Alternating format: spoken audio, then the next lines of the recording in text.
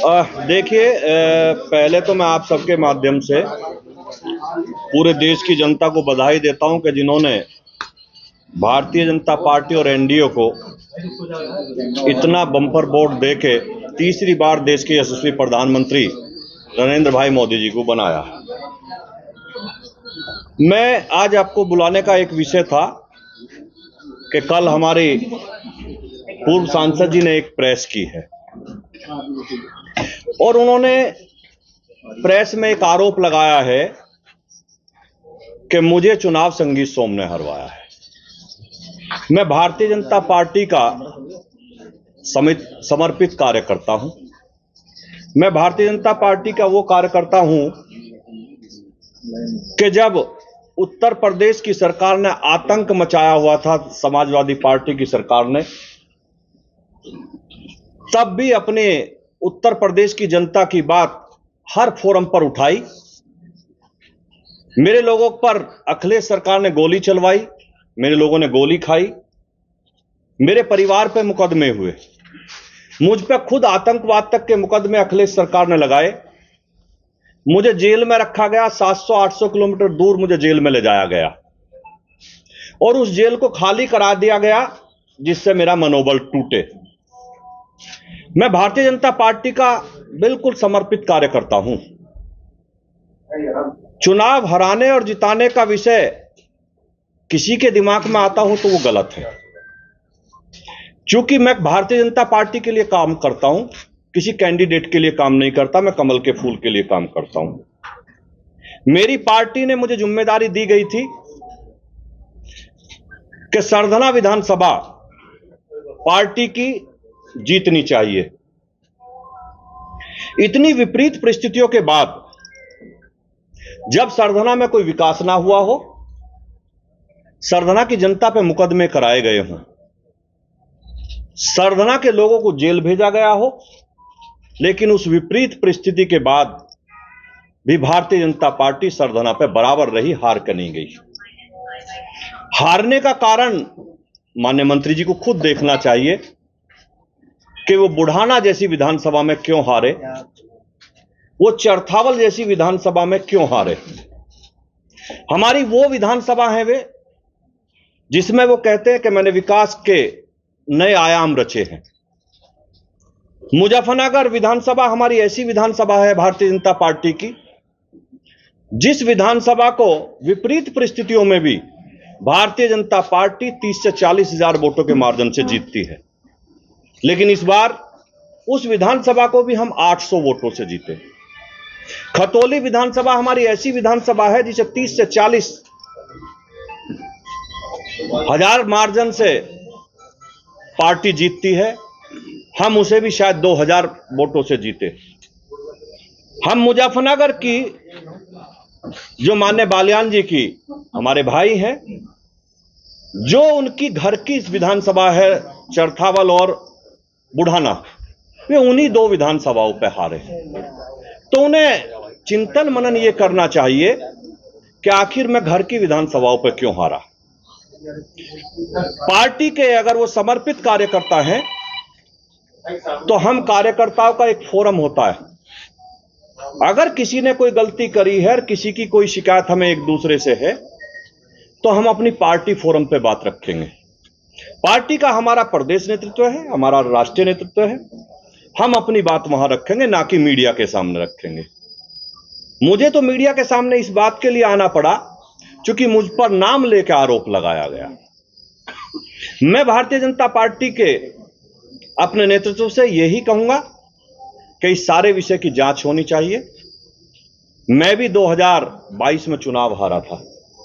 कारण क्या है मैं कुछ नहीं कहूंगा, लेकिन मैंने पार्टी को अपनी बात बताई और पार्टी ने उसकी जांच की होगी या कर रही होगी। मैंने कभी भी मीडिया के सामने हार का ठीकरा किसी के सिर पर नहीं फोड़ा आके। मैं संजीव बालियान जी को भी यही सलाह देना चाहता हूं कि पार्टी के कार्यकर्ता के तरीके से आप अपनी बात रखिए, पार्टी फोरम पर रखिए, मीडिया के सामने मत रखिए, चूंकि हम घर की लड़ाई बाहर नहीं ले जा सकते। और मैं विपरीत परिस्थितियों में, मेरी पर्सनल नाराजगी होने के बावजूद मैंने संजीव बालियान जी को सरधना पे चुनाव नहीं हारने दिया। मैंने इतनी मेहनत करी, कार्यकर्ता लगने के लिए तैयार नहीं थे।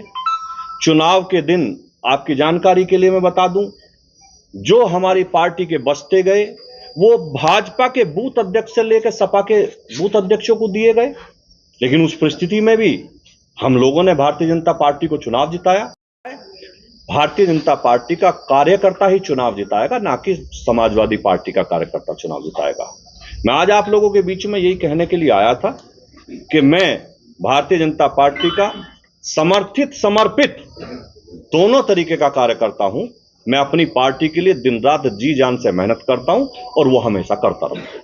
हार जो है भीतरघात की वजह से हुई और विभीषण बताया जा रहा है कि पार्टी के अंदर विभीषण मौजूद है। वो विभीषण किसे कह रहे हैं? अब ये तो आपको संजीव बालियान जी से पूछना पड़ेगा कि वो विभीषण किसे कह रहे हैं। शिखंडी जैसे शब्दों का प्रयोग रहा है, कितना जायज? मेरे माँ बाप ने मुझे ऐसे संस्कार नहीं दिए कि मैं किसी के खिलाफ इस तरीके के अनर्गल बात करूं, किसी को शिखंडी कहूं, किसी को विभीषण कहूं। मैं केवल इतना कहना चाहता हूं कि मेरे माँ बाप ने मुझे ऐसे संस्कार दिए हैं कि मैं किसी के बारे में खराब शब्द ना बोलूं। बालियान कह रहे हैं मेरा पानी उतरने दे, किनारे पर अपना घर मत बना लेना, तो लौट कर फिर आऊंगा, क्या कहेंगे? ये तो उन्हीं से पूछिए कि वो क्या कहना चाहते हैं। लेकिन पत्थर पे सिर पटक के कुछ नहीं होता, पत्थर पे सिर पटक के कुछ नहीं होता। समंदर को वापस आना नहीं आना वो उसे पता होगा।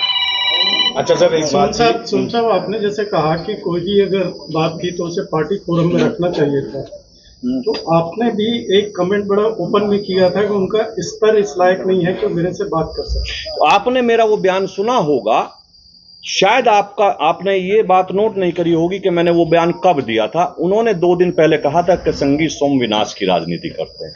मैं कभी विनाश की राजनीति नहीं करता, मैं विकास की राजनीति करता हूं। और उसी का कारण है मैं हारने के बाद भी मैं 12 में जीता।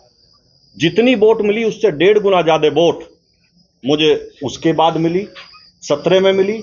और 17 में जितनी वोट मुझे मिली उससे 10,000 करीब वोट ज्यादा मुझे 22 में मिली। अगर मैं विनाश की राजनीति कर रहा होता तो लोगों का आशीर्वाद मुझे बढ़ता नहीं। वो अलग विषय है, हारना जीतना एक अलग विषय है, लेकिन मेरा वोटों का ग्राफ कभी नहीं गिरा। 22 में क्यों हारा? आपके बूथ पे ही आधी वोट मिली है पिछली बार से, आपके बूथ आधे से। देखिए, मेरा बूथ पूरी सरधना विधानसभा है, आप एक बूथ की बात नहीं कर सकते। अगर ये बात आप करेंगे तो हमारी विधानसभा बुढ़ाना में एक सोरम गांव है, वो हमारा बहुत बड़ा गांव है। उसमें हमारे देश के बड़े बड़े लोग रहते हैं।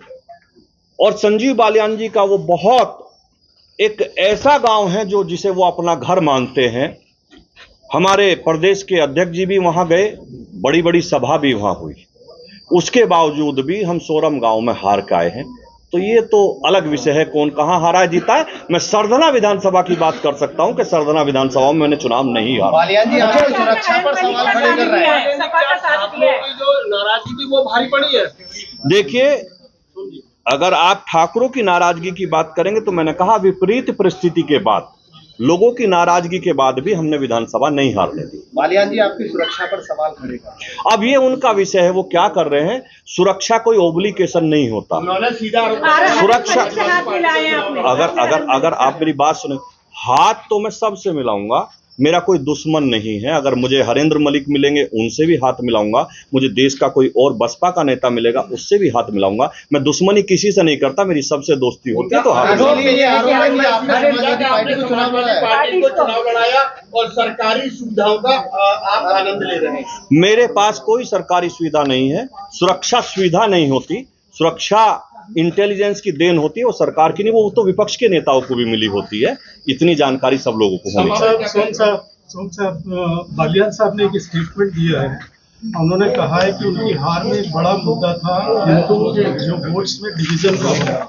इसको आप भाजपा के परिप्रेक्ष्य में किस तरह से देखते हैं? देखिए, मैं फिर कह रहा हूं, हिंदू वोटों का ना निकलना, कम निकलना, डिवीजन भी बोला उन्होंने। मैंने बता रहा हूं, हिंदू वोटों का कम निकलना, किसी कारणवश उनमें डिवीजन होना, ये हार का बड़ा कारण। आरएलडी के आने से बीजेपी को फायदा हुआ है या नहीं हुआ? मुझे नहीं लगता, क्योंकि हम जो सीटें जीत रहे थे हम उन्हें भी हार गए। आरएलडी के हिंदू वोट डिवीजन को भाजपा के परिप्रेक्ष्य में किस तरह से देखते हैं आप? देखिए, मैंने आपको बताया, ये पार्टी का विषय है। पार्टी इस पे चिंतन मनन कर रही है और पार्टी इस पे देख रही है कि ये डिवीजन क्यों।